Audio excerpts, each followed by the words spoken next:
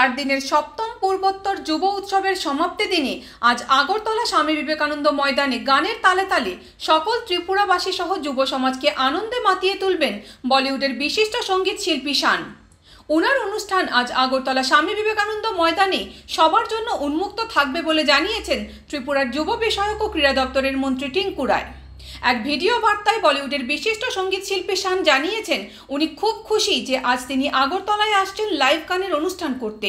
তার জন্য তিনি ত্রিপুরার মুখ্যমন্ত্রী ডাক্তার মানিক সাহা এবং ত্রিপুরার যুব বিষয়ক ও ক্রীড়া দপ্তরের মন্ত্রী টিঙ্কু রায় এবং ত্রিপুরা সরকারের প্রতি অনেক কৃতজ্ঞ যে ওনাকে ত্রিপুরা আগরতলায় আসার জন্য নিমন্ত্রণ দিয়েছেন। সঙ্গীত শিল্পী তিনি থাকছেন, এছাড়াও লোকাল অনেক শিল্পীরা থাকবেন, পাশাপাশি শান থাকবেন এবং আমরা যারা এই 4 দিন যারা বিভিন্ন প্রতিযোগিতায় অংশগ্রহণ করছেন তাদেরকে সেই মঞ্চে সম্মানিত করা হবে, তাদেরকে তাদের যে প্রাইজ সেগুলো সেখানে ডিস্ট্রিবিউশন করা হবে।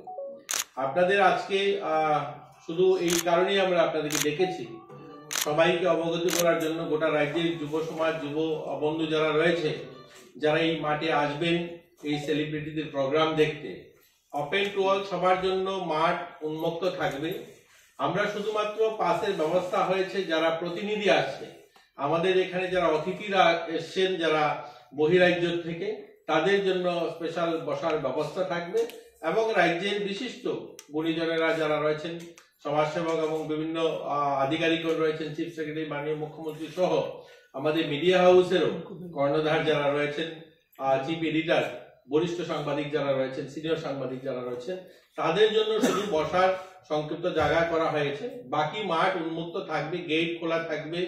যুব যারা গোটা রাজ্য থেকে আসবেন, কোনো ধরনের কোনো পাস নিয়ে বা এন্ট্রি পাস নিয়ে কোনো ধরনের গুজব বা সেটা নিয়ে কোনো সমালোচনার প্রয়োজন নেই। সবাই মাঠে আসতে পারবে। বিবেকানন্দ ময়দান বড় ময়দান, এখানে 25-30 হাজার লোক সমাগম হয়।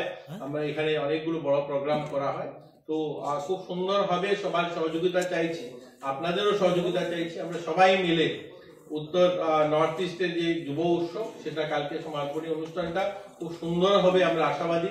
ত্রিপুরা থেকে বিক্রম কর্মকারের report, U Bangla TV. U Bangla TV, হৃদয় ছুঁয়ে যায়।